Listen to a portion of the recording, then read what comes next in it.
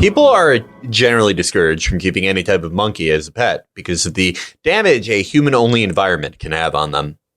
They simply never learn how to be monkeys and spend their lives fucked up, anxious, and only able to survive if they can make a person think that they're cute. If you see a monkey in the rare good zoo, they're given a lot of space, many of their own kind, and very importantly, enrichment.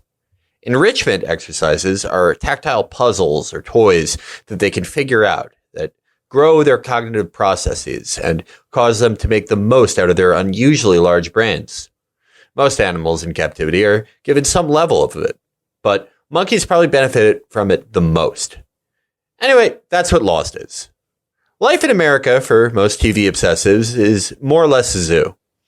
If you're in the nice part of it, you get this big exhibit with lots of others. You're pretty locked in there, but there's enough space and enough of you that you have a pretty good time. If you're in the shittier part, you're one of those afflicted primates forced to eat substandard slop and toil in your own loneliness. About 40 years into the current regime at this zoo, we got this new enrichment tool. Lost doesn't know what it's about. It doesn't know where it's going. It doesn't know who's in it or why anything is happening. The enrichment part is where the viewer figures it all out for the writers. If you stare at the box long enough and watch all 6 seasons, you can throw bones at it like the apes in 2001 until you feel as though you've cracked it. But all cracking it ever means is that you figured out what your life is about. I don't think ambitious is the right word to describe this show. If anything, it's somewhat lazy. It puts the onus on the viewer more than any other major show I've ever seen for this. But there's something to be said for being the first of your kind, the very first people to put a full Connect 4 setup in the Gibbon pit.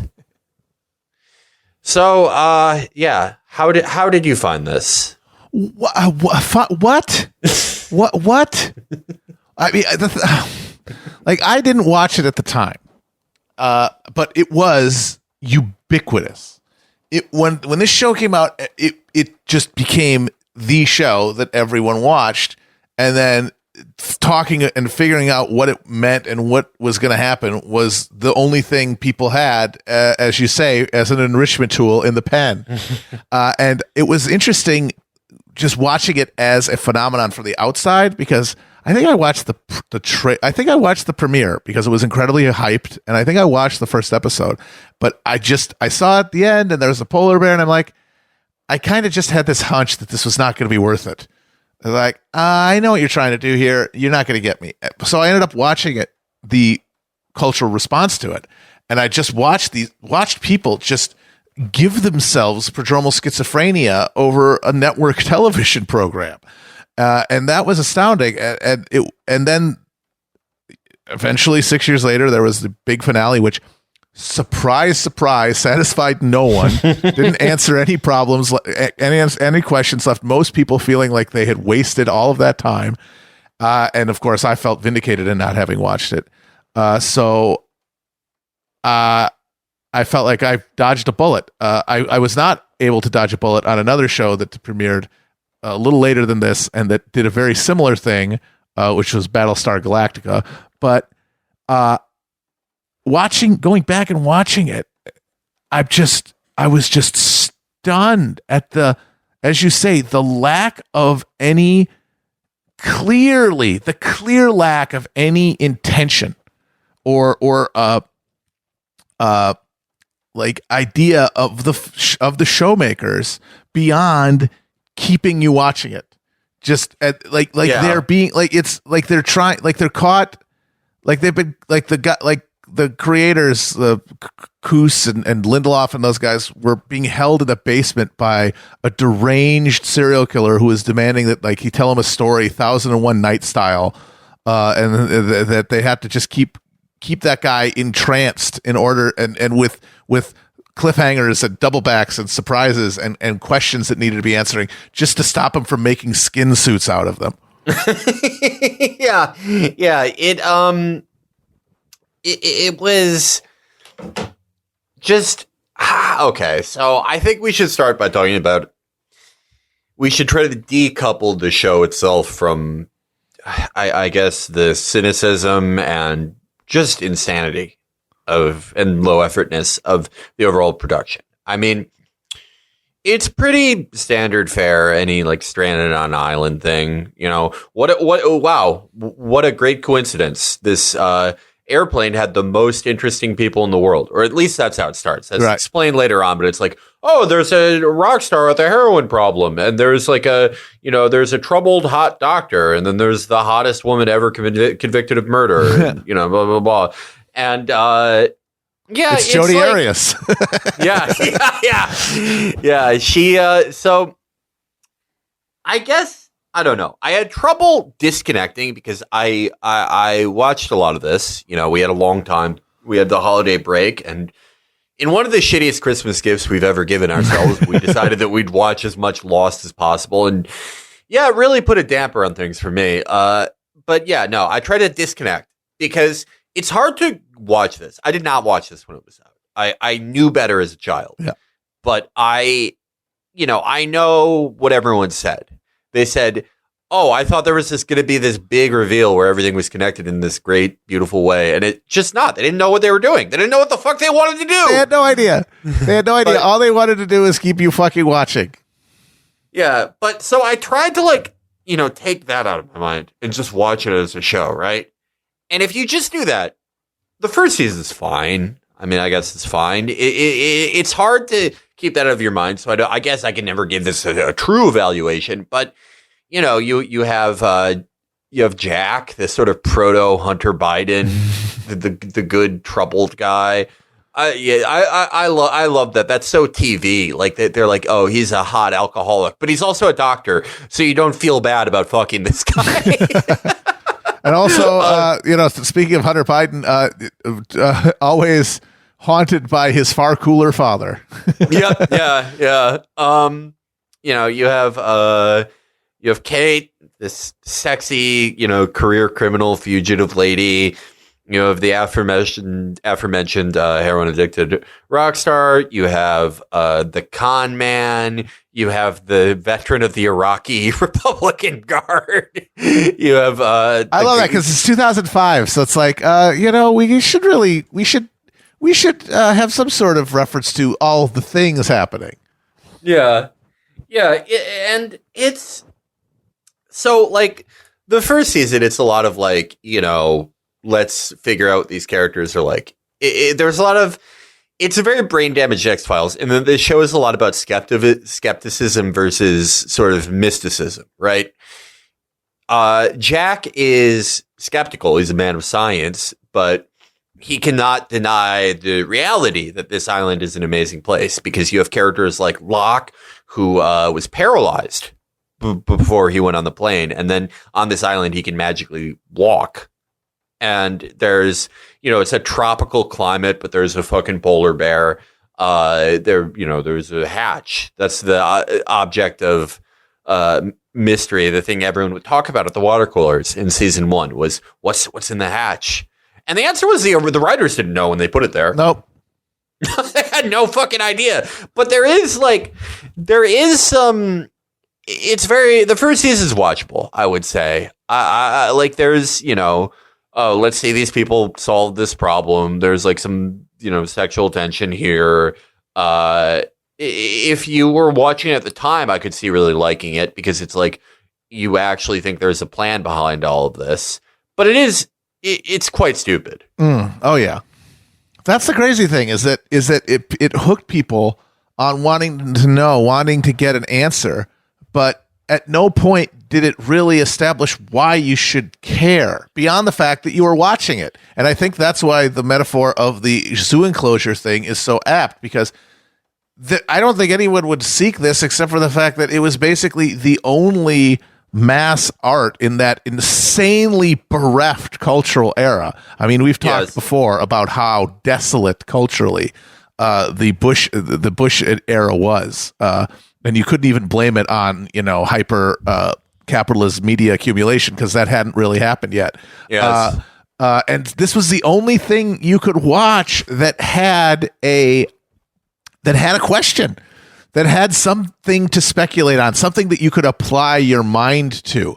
And so because it was there, people decided that That was justification enough. Yes. That was like, okay, if they had just made a show and it was like about, the troubled hot doctor and the criminal lady and the paraplegic guy who has a very defiant personality. And the big fat party animal. And the big fat party at Hurley, yeah. There's a little fun Hurley legend I want to tell you. Okay. Just as a little bay leaf in this. Our friend Michael from Michael Hudson, right? Yes. He had a feud with some guy on 2013 Twitter, one of those awful Twitter comedians. Oh yeah. And Michael very meanly but very funnily said, "Oh, you're an actor. What were you? The stunt double for Hurley and Lost?" And the guy literally was. He found his IMDb. He literally was. Very mean, very very funny. God bless that entire family. But if it was just about these characters, no one would give a shit. No one. This would be I'm trying to think of some also ran dramas from this general 10-year period that were on network TV. Get Real. It would be like that. It'd be just those or what was the fuck was that show about the Ed? Yes, yeah, it would be, yes, exactly. It would be those also ran serious dramas that even though they're a network, they depict drug addiction and illicit sex outside of a relationship or marriage that no one really cared about because the characters are quite stock, even too stock for network TV audiences. But the fact that there was the enrichment tool in the middle of it, the fact that it was what do you think's in the hatch? Yeah. What do you think this island is? Was so crucial. Yeah. And because it was something where you had to have your own idea about and you had to argue about it, it gave you reason to keep watching, to be confirmed. The more I think about it, the more I think that it filled the gap that politics fills now. Talking about Lost now, there's a zillion shows. There's no hegemonic entertainment that you could reliably get into an argument about your interpretation of. So we have politics instead. Yes. It's, it was politics for neither then nor now is really political time, because politics now aren't about politics. They're just about consumer identity and selling you more shit. But the era of this, second Bush era that Lost came in was explicitly a non-political era in a lot of ways. Oh yeah, after Bush got reelected, everybody who had put everything into getting him out just sort of said, "Okay, wake me up in 4 years. Just hit the snooze button on politics." Yeah, well, you won fair and square, buddy. Yeah. Do what you want to do. And then Obama came. But in between, there was this very vacant, cultureless culture. And I think Lost is a great example of it. It's a great example. We're joking when we're we need to go back to the Bush years. It's a funny joke to act like 2004 is the best culture. Yeah. But, if you really want to go back, you can watch this show, because this is sort of what everything was like. It was a very... if our current awful Frankenstein culture is an adult now, this was its puberty period. Yes. It's what people were. It's the dawn of the era when it wasn't enough to watch something; it had to be interactive somehow, intellectually, beyond just liking it or not liking it, which is how people largely argued before about shows. Yes. It's. Can you describe sort of the culture around watching Lost and deciphering Lost at the time? The reason I say it's like politics is because it was the only cultural thing that had that level of investment. People really, really cared, not necessarily about the show, but that their interpretation was correct. And so there was this heated cultural conversation around the show, and the thing that kept it heated and that kept it energized was the fact that there were differing and mutually contradictory and exclusive theories, which is now all of culture. Like all the way we talk about culture now, it is you pick a side in some sort of internecine cultural battle. And in this sort of pre-politicized and era when there was just much less entertainment to be offered, and therefore things like a network television show had a much bigger share of, you know, the cultural conversation. Lost existed to have that role that over time has now been filled with other things, and like the culturally arguments about, you know, between Marvel and DC or whatever, or about the political valence of all of cultural products. And here what's interesting is because it was a non-political era, the argument was really just about, it boiled down to like whether you saw the old lady or the young woman in the fucking brain teasing photograph, you know? Yeah, that is exactly it. Like I was in I think like 8th grade when this first came out, and I remember like my friends talking about it, and I always, like, even then I thought it was kind of funny that these like 14-year-old boys were talking about fucking Lost.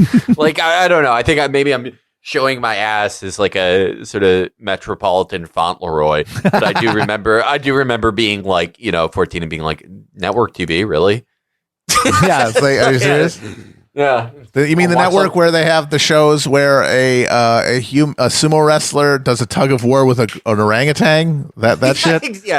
Yeah. I mean, that's definitely showing my ass, but I still feel that way. And I still thought it was very funny that they were all watching it and debating it. But it was, I had known that there was this big like cultural activity of debating it, but I had only known it, you know, talking about it with other resentful nerds in IRC, you know, my age and older, who would make fun of it and make fun of the character Locke for saying, "Don't tell me what I can't do," because, like, you know, as just cynical and fuckable nerd kids, we were like, even then, we were like, this is just such dumb melodrama. Yeah. But I guess I didn't realize until the past few years, like, how important it was for people. Oh God, like, yeah. Like, people were really invested in it because your interpretation of the show, not only did it reflect your, you know, lived experience and your intellectual roots and stuff, but it also, to a lot of people, it indicated their intellect. Like how close you were to what was going on indicated essentially how smart you are. Yeah. And it also, yeah, I want, towards the end, I want us to talk about what this sort of set the stage for. But, you know, knowing all that, I want you to know all that, know all the stuff that went into the show, all that it caused, you know, at the time, how the insane amount of people that watch it and still talk about it. And then I want you to know how fucking stupid this show is. It's so stupid. So in the first season, yeah, this plane full of people, like a 737 or something, or like an Airbus A320, or those are newer. If you're one of the plane YouTubers, don't correct me. I know I made a mistake. But, you know, a huge plane, right, crashes on an island. And a shocking amount of people survive. Like, more people than should survive. Certainly. I remember watching the first episode, seeing the plane crash, and then not only thinking, damn, that's a lot of survivors, but then when I found out from, you know, because you couldn't not find out what was happening on Lost, that, oh, there was a whole bunch of other survivors from the tail of the plane. I was like, God damn, how does this thing crash? You know, this basically never happens. But of course, the answer to any question like that is, well, you know, whatever the power is doing it. So you're right. Right. It's just, you can hand wave anything. So, you know, the first season is all about, you know, why is there a polar bear here? What's in the hatch? And then as the show goes on, God, this show is so fucking dumb. So there's sort of a custodian of the island named Jacob. Mm-hmm. And he has a brother. And Jacob's good and the brother is bad. Yep. And their mom was some, like, it's very Wonder Woman. Their mom was like some sort of demigod type woman. They're both like 2,000 years old. And because the brother and Jacob like disagree about the nature of humanity, they're like, oh yeah, I'll show you people are good. I'm going to strand people on this island and they're going to work together to be nice to each other. And the brother's like, no, actually, I'm going to be bad and trick them into killing each other to show that people are bad. I'm fucking sick. Yeah, the first like few batches of survivors just fucking die because Jacob doesn't do anything. And then he's like, oh, I have to like give them guidance or they'll like kill each other. My evil demon brother will kill them. and so he starts giving them guidance. Then the bad brother, who's played by Titus Welliver, Bosch, does something bad. And then Jacob like turns him into a smoke monster. He turns him into a smoke monster. Yeah. And even though, yeah, his brother, he can't really like kill him because of some fucking rule, but he can turn him into a gross guy. And so he's like, well, that's out of the way. Time to strand more assholes here so I can prove people are good. And he does that. And eventually, like, it creates sects. Like there's this group called the Others who just exist because they're supposed to be like the intermediaries between Jacob and the future stranded assholes. Like they're like the clergy of whatever religion Jacob is the god of. College of Cardinals. Yeah, and this is very stupid. This is shockingly stupid. But anyway, they're like it factionalizes to the point that there are like wars between different groups of survivors, and you know everyone's very old because the island can like Jacob can make you immortal if he touches you, and like they towards the end of the series, like okay, so they make Locke, who is the only guy from the assholes we first meet. He's the only guy who wants to stay on the island because he's like, well, what the fuck? I can walk here. Yeah. No one's telling me what to do. I'm a hunter. I know what I'm doing on the island. I can eat these boars forever. So they make him the protector of the island, and they get off the island at some point. They just rip off what happens in Shawshank Redemption. He hates not being on the island so much he kills himself. Mm-hmm. They kill Jacob. The smoke monster brother who takes the form of Locke and convinces some other asshole to kill Jacob through some thing that's too stupid for me to fully remember. Jack and Kate have like an on and off again romance, but like now that Jacob's gone and they worked out some fucking idiotic thing with the other people, they're like, all right, you need to be the king of the island. I don't know why there has to be a king of the island. Like, that's never explained. I think it's because you gotta, there's the button, right? You gotta press the button or else the world blows up. And so you need someone to press the button. Damn it. This is so fucking dumb. There's a button. There's a button. And if you don't press the button, the world will end. So this is like if a 7-year-old gave you like a philosophy prompt. Yeah. Well, that's like, this is like, it's so fucking dumb. The important thing here is that, as you said, they didn't know it. No one knew when they were making the show how it was going to go. They just started doing it, and then as they kept getting seasons, they just had to keep making it up. That the thing is, that's the kind of thing now. Like one of the things that like the model of television now has done is it's made that sort of thing impossible because everyone who makes shows now is so hyper aware of viewer feedback, and because things like Lost have bitten people who care about TV enough that now I don't think anyone goes into making any show without a pretty clear understanding of how it's going to end, especially now after fucking Game of Thrones, for example. But they put this show together with no overarching idea beyond maybe some concept about like, well, it's a metaphor for like science and reason and good and evil, and it's like Christian, like beyond the idea that they were going to do a lot of symbolism, which by the way mostly boiled down to giving characters the names of philosophers. Yeah, literally, Locke is named John Locke. There's a guy named Mikhail Bakunin. There's a guy named Danielle Rousseau. It's like that's the level we're talking about. And then they had to just like they improv their way through the whole show. And like I said, I didn't watch this show, but I did watch a Battlestar Galactica, which had a very similar catch as catch can improvisational thing to it, had a similarly unsatisfying ending, and which I will admit, as someone who watched the whole thing, got me not because of the characters, but because I wanted to fucking see what the hell was going on. Yeah. Honestly, the one thing that got me about fucking Battlestar Galactica was I wanted to know how the hell the Cylons were having sex with humans and having babies. And of course, never explained. Never explained. Yeah. So, I mean, so to see this series out through completion, the smoke monster, someone kills the smoke monster. They're like, hey, Jack, you got to stop being a doctor and be the king of the island. And he's like, okay. And he's like, he looks at Kate and he's like, damn, girl, you're the hottest woman ever convicted of murder, but we can't be boyfriend and girlfriend anymore because I got to live on the island forever. And she's like, oh.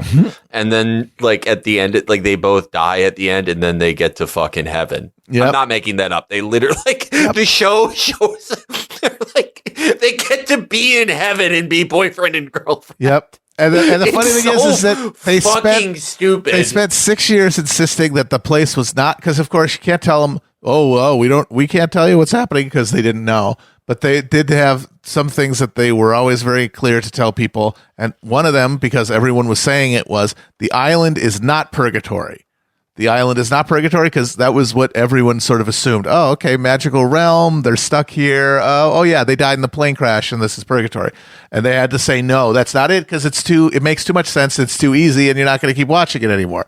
But then in the last episode, they go, well, no, the island wasn't purgatory, but this whole side flashback thing we've done through the whole sixth season, that is purgatory because at the end of the day, you just can't not have that be part of it because it's the only way to make any of this work. It's the only way. You have to have a literal Deus Ex Machina or there's too many unanswered questions. And so what they ended up doing was trying to allow the emotional catharsis of everybody moving on at the end to hopefully have people not care that they did not answer any of the questions that kept people watching the thing for 6 fucking years. Nothing was, I mean, I watched a lot of this. I filled in the parts I didn't by reading a lot of it, both on Wikipedia and just reading like people's, how seriously I took this project. I read the Ringer memorial to Lost. Oh, God. The article on the Ringer about Lost. Oh, I was boy. like, I have to do this for work. I have to do this. I was big boss going into Mother Base during the vocal cord parasite epidemic. I have to do this. But, it's maybe the most insulting thing I've ever seen. It's like to literally tell the audience to treat them like babies to that extent, where it's like, no, they're in heaven and love each other forever. It's Poochie. It's like reverse Poochie died on his way back to his home planet. Well, it's like you got to give people a nice, fun, emotional catharsis because then, the hope is that they'll be okay with that. That will give them the satisfaction to not swear to not essentially mail bombs to JJ Abrams' house for fucking them over for 6 seasons. It's amazing that JJ Abrams was not sent to prison for doing this show. The thing about JJ Abrams, and this is important, this must be stressed. I mean, we know that basically every big time Hollywood creator is a demon. Yes. Like they are soulless people. Some of them are talented, like Steven Spielberg, but for the most part, they're demons. And the demonic thing about Abrams, I don't necessarily think that Abrams is, a satanic pedophile the way that allegedly Steven Spielberg is, but he is grown ass man calls himself JJ though. Yeah, well, that's like, that's sus. But he hates his audience. Oh yes, JJ Abrams has, and it's like a lot of them hate their audience, but they're able to package it or something or hide it.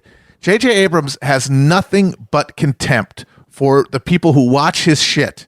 And it's pretty breathtaking. I mean, if you saw Rise of Skywalker, that was on. I mean, that movie is one of the most hateful things I've ever seen, which I loved because people who are watching Rise of Skywalker with like their hearts open deserve to have it stomped on with a fucking Doc Marten boot. So well done, JJ. But one of the manifestations of his hatred for his audience is that he has this theory of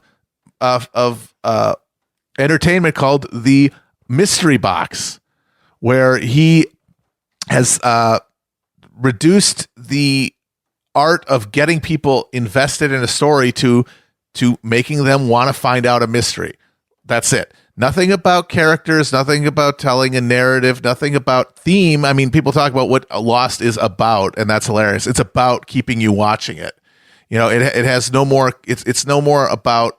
It's about as much about the characters or about all those big themes that they claim it's about as, like Amway is about high quality home household goods being delivered to your home. It's just what do these pig idiots like? Well, what if we gave them something where there's a mystery, and then the only way they can find out is to keep watching. They're going to keep watching. That's it. It's purely cynical. So yeah, I mean, JJ Abrams. I have unfortunately seen Cloverfield. I've seen that. I'm not. A lot of his work is just like so outside my area of interest that I will never touch it. I don't give a shit about Star Trek at all.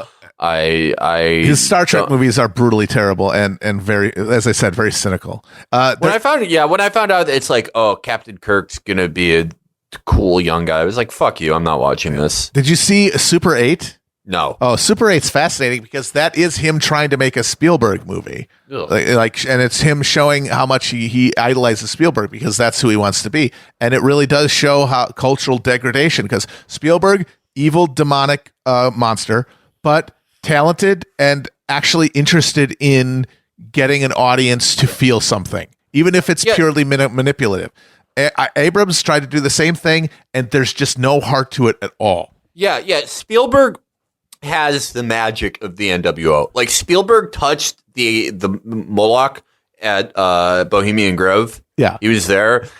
I don't know if he actually was. Like, don't sue me. I'm making a joke, but he has the power of evil, and he can really like touch massive audiences and like leave them with the message like, no, we should be at war forever, or like, no, the American project is, we should keep doing it. It's perfect. Let's go. It's not perfect, but that's why it's perfect. Yeah, right. Exactly. Yeah. That's the Spielberg bullshit. But it's like he's an enormously effective and incredibly talented filmmaker who has the real magic of the NWO reptilian Bilderbergs in him. JJ Abrams, it's like him and his friends made Moloch and tried to do the Bohemian Grove ceremony in like Ames, Iowa. Yeah, they like tried to. They just like they couldn't get Moloch or like Yog Sagoth, so they just tried to find like he who walks behind the rose from Children of the Corn, and some like lower tier demigod. Yeah, there was some asshole who's like, no, I swear to God, my uncle worships Baal. We can get him here, and it's like, no, you can't. You got nothing. You got like whatever below a leprechaun is.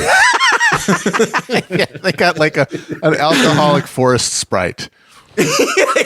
yeah. They got the lowest ranked forest spirit from Bavaria. Yeah, it's been out of work for 300 years. Yeah. He does not have the magic of the NWO, and Spielberg hates his audience because, in the sense that he hates everyone and wants Bill Gates to microchip all of them and put barcodes on their necks and blah, blah, blah. Like, look, we all remember what Beau Gritz and Lyndon LaRoche said in the 90s, and they were right about it. Yeah. But Abrams is like, if Spielberg is Joe Biden, Abrams is Pete Buttigieg. Yes. Like, the young upstart, he just doesn't have his swag. Yeah, he just can't do it. Yeah, or like O'Bungler. Yeah, Yeah. like Spielberg is O'Bungler, where he can just do. Yes. He can bring it up. He can get the whole audience enraptured, and JJ Abrams can get like the most pathetic segment of the audience to like tweet about how he's epic, but can't really convince people the way that Obama could. And that's the thing about Spielberg and Abrams. Is Spielberg, for however evil his work is, it's convincing. Abrams doesn't convince everybody, but part of his cynical, genius that it exists is that he realizes, well, if you do it right, if you trick them, you don't have to. You just have to get them in the door, P.T. Barnum style. And at that point, it doesn't matter if they can tell that the Fiji mermaid is just a fucking monkey sewed to a fishtail. They can't get their money back. Same thing with Lost. Like, hey, bitch, this is free. I'm sorry, you're not getting your 6 years back. Yeah, no, you pigs watched all this because you wanted to know what happened. Well, joke's on you. I didn't know what was going to happen. None of us knew. None of us really care. We're just sitting in a room throwing fucking darts at a board until we can do something. And because this is like, 2011 or whatever when it ended, we don't have to worry about being flayed on social media into oblivion because people have not yet got that in their head that they can dictate content. So they're just going to take it. And that's what they did. Yeah. And I would say, first of all, my final note on Abrams is that Abrams makes movies for people who think they're clever because they can find the arrow in the FedEx logo. Yeah, exactly. That's who his core audience is. Yes. Like just the lowest level of like cultural decoding that they pat themselves on the back for. It is the middle of middlebrow. Yeah. It is the like if someone wants to know what middlebrow is, that's it. It's JJ Abrams. Mm-hmm. It is for the most annoying, like half clever assholes that you know. It is for college educated dullards. Yes, exactly. Yeah, just like Pete Buttigieg. Mm-hmm. And I was thinking, I think the biggest legacy of this show, besides, birthing this boring demon Abrams into our world and making him make all our movies, I was thinking of a really dark possibility. What if he made a Dune sequel? Oh, God. Yeah. Ooh. Yeah. Ooh. Then that might happen, Oh, man. But you got to get that. Ooh, it's like, what's going to happen to Muad'Dib? Oh, is it going to turn into a sandworm? You got to tune in next time to find out. Yeah. But the biggest legacy is, it's as much of a legacy as the death of politics is in America, but it's turning the last real form of it's making audience affecting the outcome of a show, making that the last direct democracy in America. Yeah. That is Lost. Like, what is the final footprint of the project of Lost? It's that if fans bitch enough and like ship characters enough, they'll fuck on the TV show or the movie. Fine. They're fucking. Are you happy now? Leave us alone. Yeah. And I think it's because like this show made people so mad and insane. Oh, it did. It made them into frothing maniacs. And I get it. Because, I only invested like a week and a half. And I am so fucking pissed. I didn't care about any of these characters at all. I didn't give a shit about them. I was like, these are the most boring fucking useless stock characters. And then you threw some wild cards in there. You're like, oh, this is like the daughter of a Korean mobster, I guess. Who gives a shit? Do you give a shit? No, I don't either. But I didn't care about the characters. I like knew that they had no idea. And I was still pissed at the end of it. I was still like, well, what the fuck? Like, I'm literally getting paid to do this. And I'm fucking pissed that I spent time doing this. Yeah. I spent a considerable amount of time on it. And the ending was like, you just fucking, just a puddle of mucus on my face. Yeah. Dripping through my eyelids. And people who actually watch this and people who are like middlebrow enough to see the characters of Jack or, Kate or Hurley and be like, oh my God, I want them to, are they going to become the polar bear god? Oh, are they, who's this French bitch that they're going to be friends with? Oh no. Oh, what about the others? If they were there, like someone who was there through that entire thing, that would make them fucking maniacs, and it would create the fedayeen of culture which are the outside of the Bilderbergs. The people who drive culture now are lunatics on social media who watch like every show. Yes. They watch this. They watch like the Beauty and the Beast show that's on ABC. Yeah. They watch Modern Family, and they're like, I think that Ed O'Neill should. I think he should vote. And they're like, oh, okay, because they know this person will kill them. Yeah. Because of what Lost put them through.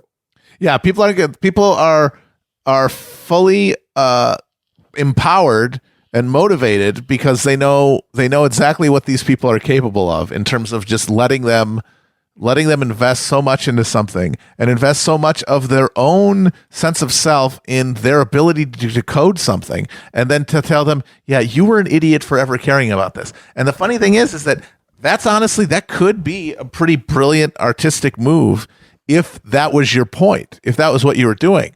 But like these guys were just like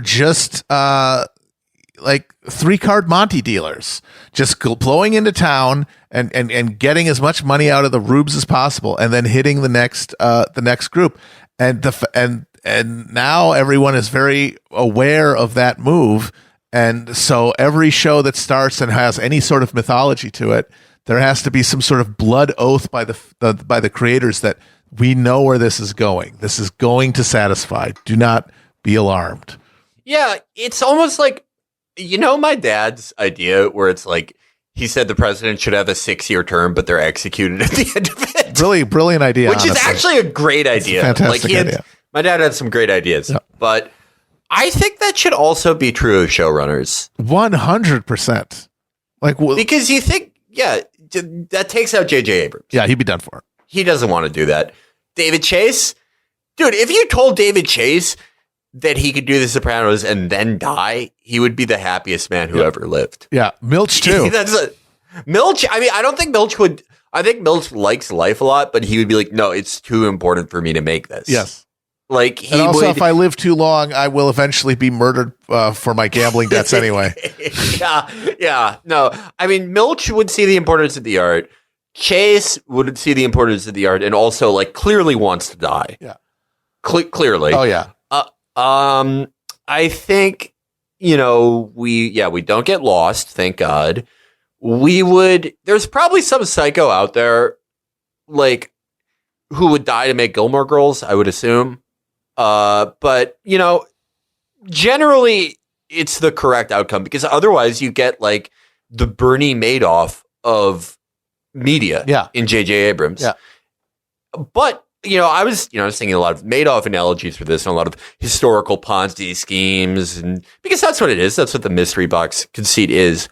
Oh yeah. But, it's like the show, it operates like a mystery. It operates like a Ponzi scheme too. Is that like you keep the viewers that you have, and by you give them answers to some things, and then you keep them going by introducing new mysteries. Yes, and then you just keep, and then when it gets to you have to answer that, you figure some bullshit out, and then you bring a new mystery in, and then of course. It has to, as all Ponzi schemes do, end with the exhaustion of the supply. And then you just got to shrug your shoulders and say, oops, sorry, it's all gone. And they paid off the first investors, which is to say, like, they'll show you Jack and Kate forever together in heaven. But the other, like the newer investors, like the people who are like, who is that guy who is living in Jacob's cabin? Fuck you, bitch. You don't get to find out. You don't get to find out half of this shit. Yep. But, but the effect of this show and the effect of stuff like this from this utterly bereft era of culture was not akin to Madoff. It was more akin to Operation Cyclone. And all the highly motivated viewers of Lost are the Taliban and Al-Qaeda. Yes. Because they're just these radicalized cells that were radicalized by the CIA, JJ Abrams, to, believe that they must participate in history. They must alter history of the show. They started on the Afghanistan show, Lost. Mm-hmm. And now they're all over the world. It's like how the Saudi Wahhabization program, They would give all these all these guns and like more money than people had ever seen in all these, geographical hotspots all over the world to be like, no, just like, join our like very insane fundamentalist version of Salafism and kill these people we say to kill. And, this spigot, it's connected to infinity. It can never turn off. That's what happened to culture. Because all the people that like first got radicalized in Afghanistan here, they went all over, and they're doing this everywhere. They're doing it in Star Wars. They're doing it in YA. They're doing it in every network show. They're going all over the place going, I am going to start a social media campaign to like get the AD on this show murdered unless they wear an I voted sticker, or like this character like passes her driving exam or something. Yeah. And, at the end of the day, it's like, they're not really, it's like how, technically Al-Qaeda fights America, but really they can be used as a cudgel. It can be like, no, we need to suspend your rights at home, or we need more money for these fucking contractors to fight these guys. Or they can be used as a tool to fight your other enemies. You could use these people to go like, you don't like Wonder Woman? I bet you've committed a lot of rapes. Yes, yes. Yeah. Yeah, you can sick them on any doubters. Yeah. So they have this radicalized group of psychopaths who are radicalized by the shittiest show I've ever fucking seen in my life. And they're the Fedayeen of culture now, of shitty American culture. Yeah. And it's all because of the cynical manipulations of the CIA / JJ Abrams. Yeah. So, we're winding down a little bit here. This is a challenge. This is my main challenge from the show. What is your favorite character moment on the show? Wow. Oh boy. I don't know. Maybe when I like Hurley. I guess the ping pong match between Hurley and Sawyer. That's kind of cute. They're playing ping pong. The only character moment I actually remember, because the show is so like it is cardboard. Yeah. They're just big heads on your wall. Yeah. Or fat heads. This is very Bush era, where they have a torture scene, but it's an Iraqi torturing an American. Yep. Yes. That's the only we need to remember the crimes committed in Iraq by the Iraqis, not by us. We even though it's 2000 we started the show after we destroyed their country. Okay, so my take on that scene, I don't think it's like when Call of Duty like makes the Highway of Death an Iraqi war crime. Like I think like that's like DOD. That's amazing, like make these people think this. But I think that's just like Abrams and everyone who made the show just being a fucking hack and being like, it's the same thought process as having like John Travolta and a black guy switch places. Just like a Hollywood idiot. Yeah, being it's like, wouldn't that be weird? Yeah. Oh, absolutely. But this was, I'm going to let you, the listener, in on a little insight. This is the thing me and Matt were dreading since the show, we first started talking about this show. Yeah.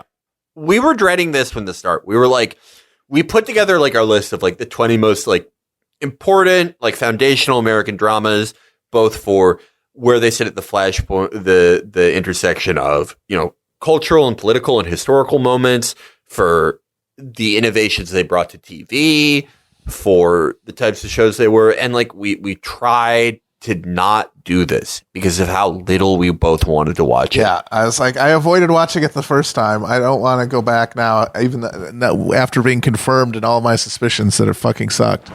And we've had, we've done shows for this that we thought, we were worried going into them because it's like, what can we get? Like, it's been so long since this was first on what am I going to miss? Am I going to fully get it?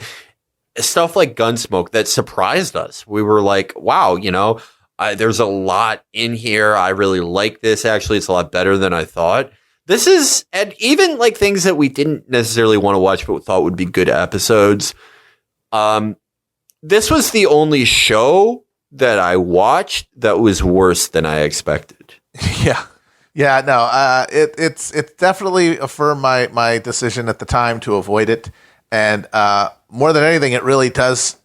It stands out in its cultural prominence at the era for how absolutely, as he said, bereft that era was. But it was the dawn of the internet television era. So like there was The Sopranos, and there were these shows that were, conversation pieces, and Lost was the network response to the Prestige move, basically. And fittingly, the network response is, well, where we're not going to invest in quality because that's an ineffable thing that can't be guaranteed, and instead we're going to invest in just production quality, because it was a very expensive show and it looked expensive. But then instead of compelling themes or characters or anything, the illusion of compellingness created through an absolutely cynical improvisational mythology. Yeah. Storyboard Illustra, just toxic filling. Yep. You're shitting your ass out and watching it. Yes. I would say really only watch this show if you are, like us, literally paid to do so. If you're a professor, if you are, if you work in China for the Chinese government and you want to sort of, what happened to America? What went wrong? How can we avoid it? Watch it then, definitely. But if you're just a guy or a girl, whatever, and you're like, I wasn't, I didn't watch this when it was on, I was too young, or like I wasn't too young, I just didn't want to watch it, I'm curious now, don't. Yeah, no reason to, especially since this is not a show that you can in any sense dip in. No. Because of how ridiculously convoluted it is and how everything is either addressing an existing thread of a mystery or bringing in a new one that isn't going to be addressed for episodes and episodes, if ever.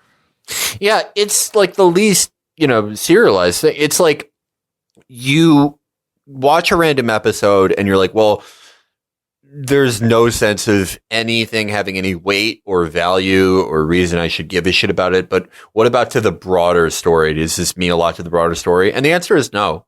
You're just flipping over the pillow looking for the cold side, and there is no cold side. Yes. Both sides are hotter than each other somehow. They're both, everything is worse than itself. Yeah. And so you just have to, it's like, and then what they end up getting you with is just the sunk cost fallacy.